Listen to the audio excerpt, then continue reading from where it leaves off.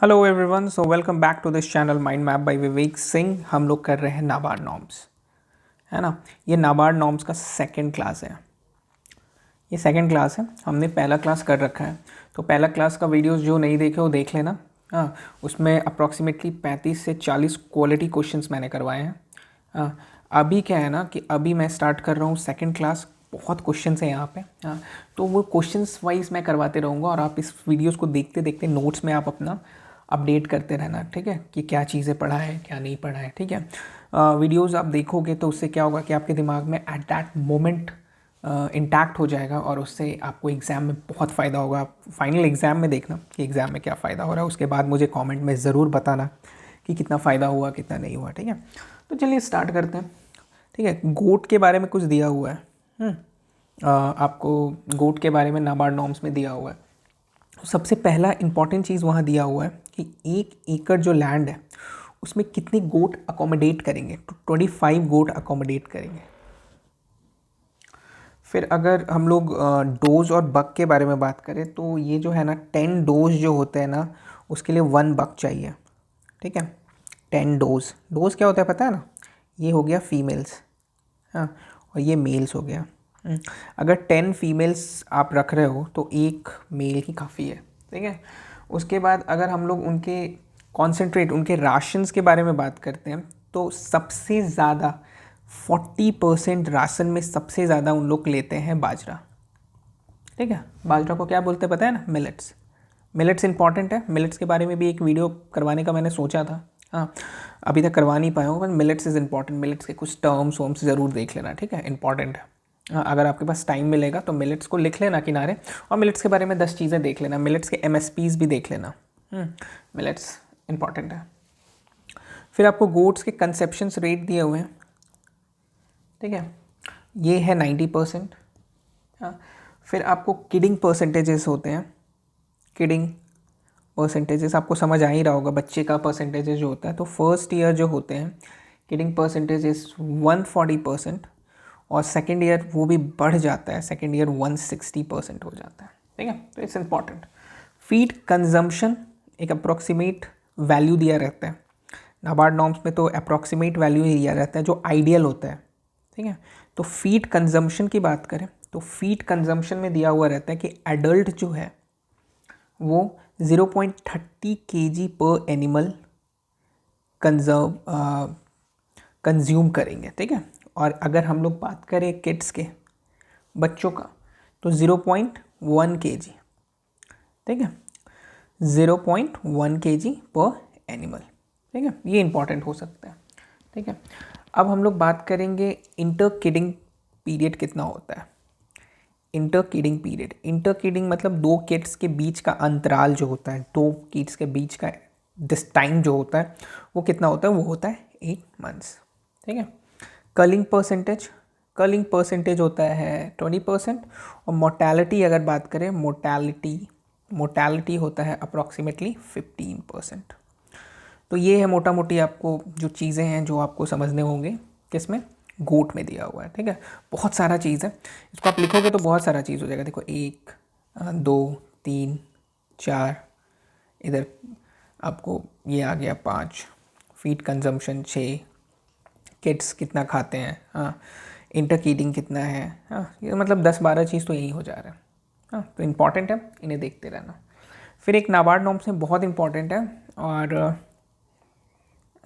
NABARD norms की बात कर रहे हैं हम लोग। तो नाबार्ड नॉर्म्स में ना, जैसे अभी गोट का देख लिया तो आपको पता ही चल रहा होगा कि काऊ और बफेलो इज़ इम्पॉर्टेंट, ठीक है। तो ये जो आपको काऊ से है ना, काऊ से आपको क्वेश्चन आया था 2018-19 में, नाबार्ड नॉर्म्स में, ठीक है। तो इसमें क्या है ना कि इसका क्वेश्चन था कि average milk, ideal average milk production कितना होता है, तो इट्स 4 लीटर पर डे, ठीक है, एवरेज आइडियल जो होता है।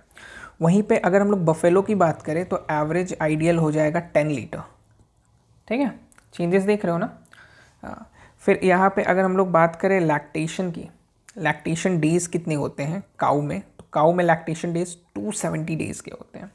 और लैक्टेशन डेज अगर हम लोग आइडियल बात करें बफेलो की तो उसमें भी 270 डेज़ ही होते हैं, कोई दिक्कत नहीं है। ड्राई डेज में थोड़ा सा इशू है। ड्राई डेज जो होते हैं काऊ का 120 डेज होते हैं, और वहीं पे ड्राई डेज इसका जो होता है वो 150 डेज होता है। हाँ, बफेलो के कुछ फ्लोर स्पेसेस भी मुझे दिखे लिखे हुए हैं। हाँ, तो फ्लोर स्पेसेस बहुत इंपॉर्टेंट हो जाते हैं। तो अडल्ट का ऑन एन एवरेज अगर हम लोग फ्लोर स्पेस देखें तो अडल्ट का 50 स्क्वायर फीट बोलता है फ्लोर स्पेस, वहीं पे किड्स का जो है, किड्स का फ्लोर स्पेस मात्र 20 स्क्वायर फीट्स बोलता है। ठीक है, तो ये सब डिफरेंसेस हैं और ये सब इंपॉर्टेंट चीज़ें हैं जो कि आपको नाबार्ड नॉर्म्स में मिलेंगे। फिर नाबार्ड नॉर्म्स में अगर आप जाओगे तो आपको श्रिम्प के बारे में कुछ मिल जाएगा। ठीक है, तो श्रिम्प्स के बारे में सबसे पहले ये मिलेगा कि ऑप्टिमम टेम्परेचर कितना चाहिए। हाँ, ऑप्टिमम टेम्परेचर कितना चाहिए। ठीक है, तो ऑप्टिमम टेम्परेचर की बात होगी तो 30 डिग्री सेल्सियस से 34 डिग्री सेल्सियस ऑप्टिमम टेम्परेचर माना जाता है श्रिम्प के लिए। ठीक है, फिर हम लोग पीएच की बात करेंगे तो पीएच स्लाइटली बेसिक साइड होता है 8, और ऑक्सीजन लेवल की बात करेंगे तो वो 4.5 ppm से ज़्यादा होना चाहिए। ठीक है, अगर हम लोग डेप्थ की बात करें कि कितना डेप्थ होना चाहिए पानी का, ठीक है, जो पॉन्ड बन रहा है, जो पॉन्ड है उसका डेप्थ कितना होना चाहिए, तो अप्रॉक्सीमेटली 1.5 से 1.8 मीटर तक डेप्थ होना चाहिए। ठीक है, और चलिए इतना कुछ समझ लिया तो वेट भी देख लो। वेट उतना ज़रूरी नहीं है पर वेट देख लो। वेट अगर हम लोग फीमेल की बात करें और मेल की बात करें, ठीक है, तो फीमेल की ना वेट 120 ग्राम होता है और मेल का 80 ग्राम होता है। स्ट्रेंज फीमेल ज़्यादा वेट की होती हैं मेल से। ठीक है, ये आपको ध्यान में रखना होगा। इसका FCR रेशियो जो होता है, FCR क्या होता है, FCR stand for food conversion ratio. ठीक है, फूड कन्वर्जन रेशियो वो जो होता है 1.1 से 1.4 होता है। FCR वैल्यूज़ आपको एक बार आया था 2020 में आई गेस पोल्ट्री का। ठीक है, और एक और चीज़ देख लो कि हार्वेस्टिंग आइडियल साइज़ क्या होता है। आइडियल साइज़ हार्वेस्टिंग का क्या है, वो है 20 से 25 ग्राम। 20 से 25 gram is the ideal size, harvesting size of a shrimp. ठीक है, श्रिम्प का आइडियल साइज़ है।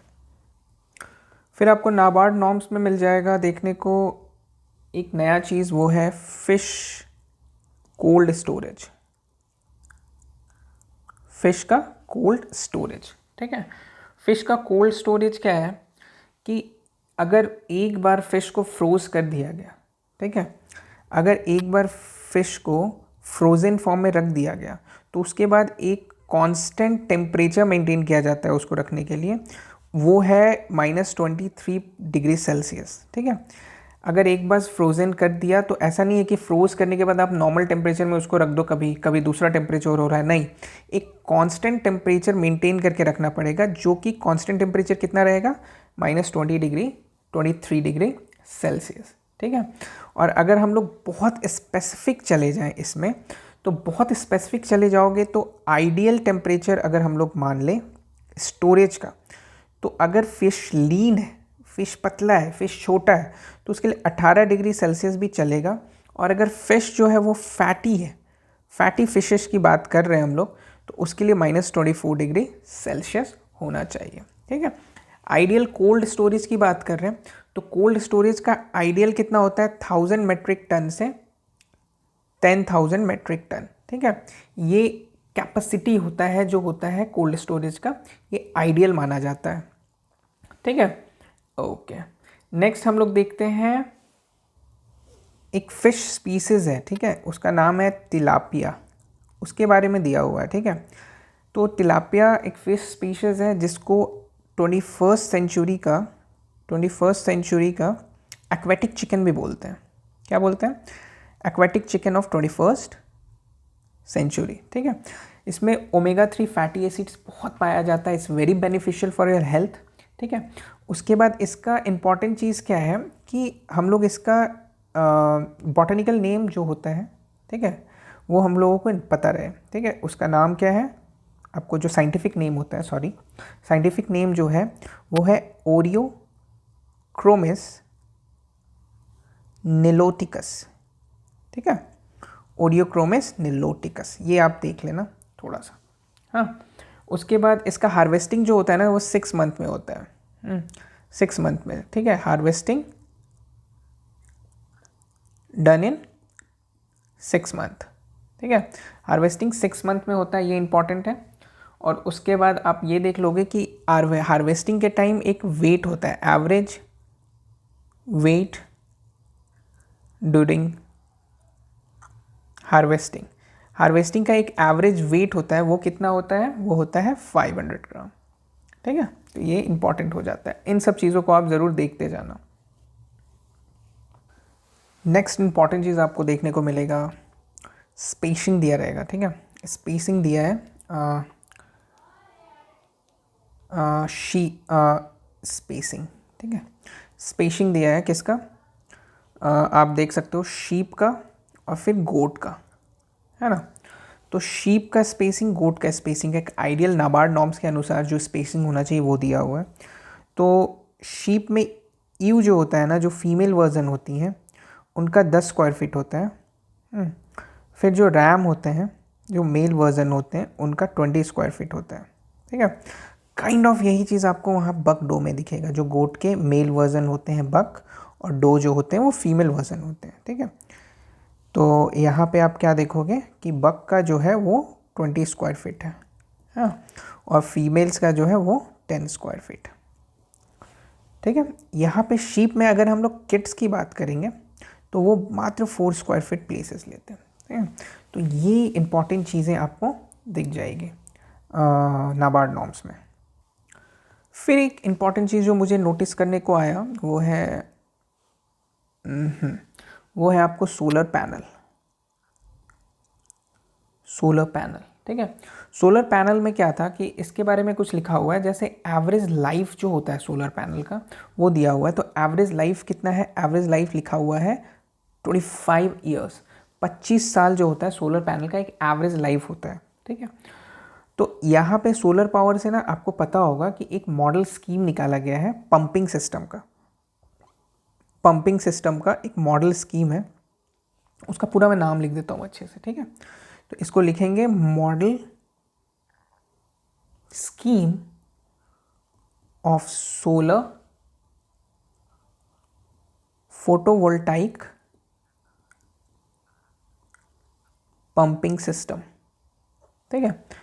ये हो जाएगा model scheme for solar photovoltaic pumping system. इसमें क्या होता है ना कि जैसे मोटर लगा हुआ है, हाँ, एक मोटर लगा हुआ है और यहाँ पे सोलर पैनल यहीं पे लगा रहेगा खेत में, ठीक है। और उससे क्या होगा कि ये जो मोटर है इसमें कोई इलेक्ट्रिसिटी जो है वो सोलर पैनल से आएगा, ठीक है। सन है, हाँ, सन है और सन से सोलर पैनल चार्ज होगा, यहाँ पे बैटरी लगा रहेगा और इससे इलेक्ट्रिसिटी जनरेट होगा और वो जो मोटर है वो चलेगा, ठीक है। तो ये स्कीम लाई है सरकार ने, क्योंकि क्या होता है ना कि यू नो डैट ना वाटर टेबल अपने देश का बहुत नीचे जा रहा है। तो वाटर टेबल जब देश का नीचे जा रहा है तो क्या है कि हम लोगों को मोटर लगाना पड़ता है फॉर प्रॉपर इरिगेशन चाहिए, तो इरिगेशन के लिए मोटर लगाना पड़ता है। अब मोटर में जो है इलेक्ट्रिसिटी प्रोवाइड करना होता है, तो इलेक्ट्रिसिटी हर जगह तो पहुंचा नहीं है अभी, बहुत जगह इलेक्ट्रिसिटी के बहुत स्कैरसिटी है, बहुत ऐसे गांव है, विलेजेस हैं जहाँ पे स्कैरसिटी है, इलेक्ट्रिसिटी का अभी तक पहुंचा नहीं है। तो उसके लिए क्या किया सरकार ने, एक प्रोजेक्ट स्टार्ट किया, ठीक है। उसमें क्या है कि इलेक्ट्रिसिटी की ज़रूरत ही नहीं है, हाँ, सन से ये जो सोलर पैनल है ये चार्ज होगा और वो मोटर को चलाएगा और उससे इरिगेशन हो जाएगा, ठीक है।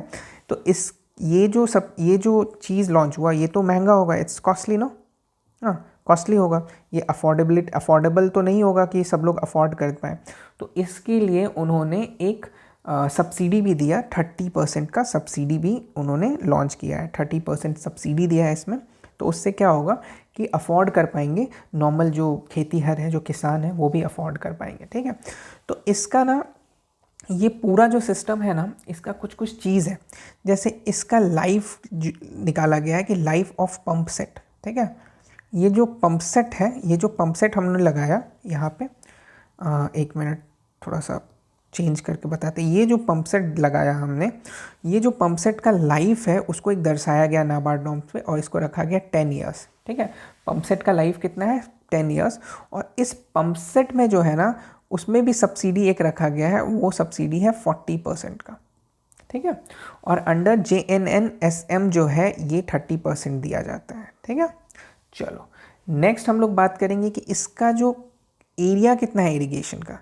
इरिगेशन का एरिया जो है वो 1.5 से 4 हेक्टेयर इसका कैपेसिटी है, इतना आपको इरिगेट कर सकता है, ठीक है। क्या कर सकता है, इरिगेट कर सकता है ये पूरा पंप सेट, है ना। तो ये पूरा जो था आपका नाबार्ड नॉर्म्स का था, और जो जो इम्पोर्टेंट चीज़ें मुझे मिलते जाएगी नाबार्ड नॉर्म्स में वो मैं सब डालते रहूँगा वीडियोस के माध्यम से। बस आपका काम क्या है कि ना ये जो जितने वीडियोस हैं ना, जितने चैप्टर्स मैंने किए हैं, जो भी चीज़ें हैं उसके क्वेश्चंस सब कर लेना, ठीक है। आपके पास मान लो आपने बुक्स कर लिया है, अभी होगा बहुत लोग होंगे जो बुक्स कर चुके होंगे, हाँ। तो एक बार सारे वीडियोस का गो थ्रू ज़रूर कर लेना, हाँ। गो थ्रू करके तुम्हें करना क्या है कि जैसे मान लो विजय सीरीज़ है, हाँ, या टॉप 50 क्वेश्चंस, टॉप 100 वाला तो मेरे ख्याल से नहीं है, टॉप 50 टॉपिक्स क्वेश्चंस, ऐसे वाले जितने वीडियोस है ना उससे आप बस देख लेना ना कि वो सब आप पढ़ाई किए हो ना, ऐसा है ना। अगर आप नोट्स बना रहे हो तो वो नोट्स में है ना, हाँ, और वहाँ इंपॉर्टेंट टिक कर लेना, ठीक है। और उन चीज़ों को सबको कर लेना। मैं हमेशा ऐसे ऐसे चीज़ें लाते रहूँगा, अभी भी आगे भी जो है जो भी इंपॉर्टेंट चीज़ें होंगी, बहुत चीज़ें हैं अभी, बहुत चीज़ें हैं, वो मैं करवाते रहूँगा। तो इससे होगा क्या कि आपका रिविज़न होते रहेगा, हाँ। अगर आप पढ़ लिए हो तो रिविज़न होते रहेगा, और अगर आप नहीं पढ़े हो तो आप मेरे वीडियोस पे रिलाई कर सकते हो, बहुत हेल्पफुल है। और जो भी वीडियोस हैं, मान लो ये आपको ये ग्राफ है नॉर्मल क्वेश्चंस के, तो जो भी मेरे क्वेश्चन है ना वो इस ग्राफ में है, ठीक है। वो हाईली इंपॉर्टेंट है, हाँ। मैं सिर्फ आपको इम्पॉर्टेंट ही करवा रहा हूँ, ठीक है। मेरे वीडियोस, मेरे जो चैनल है, हाँ, मेरे चैनल का रीज़न ये नहीं है कि आपको पूरी A to Z चीज़ें कंप्लीट करवा देना, पर हाँ मेरे चैनल का जो टारगेट है वो सप्लीमेंट करना टारगेट है, हाँ, सप्लीमेंट करना टारगेट है। क्योंकि आई नो गैप बीच में रह जाता है। कोचिंग इंस्टीट्यूट्स जो है वो आपको बहुत सारे हेवी मटेरियल्स दे देंगे, पर मटेरियल्स को यूटिलाइज़ कैसे करना है, उसमें इंपॉर्टेंट कौन है, वो गड़बड़ हो जाता है। और अल्टीमेटली एग्ज़ाम्स में क्या होता है कि आपको सब चीज़ याद नहीं रह पाता है, वो चीज़ें रहने के बावजूद, पढ़ने के बावजूद वो चीज़ें याद नहीं रह पाती हैं। तो ये चैनल आपको हेल्प करेगा उन चीज़ों को बार बार पढ़ा के, बार बार चीज़ को याद करवा के रिटेन करने में, दिमाग में आपका रिटेन रहेगा और आप एग्ज़ाम में दूसरों से अच्छा कर पाओगे, ठीक है। चलिए, thank you so much, bye bye.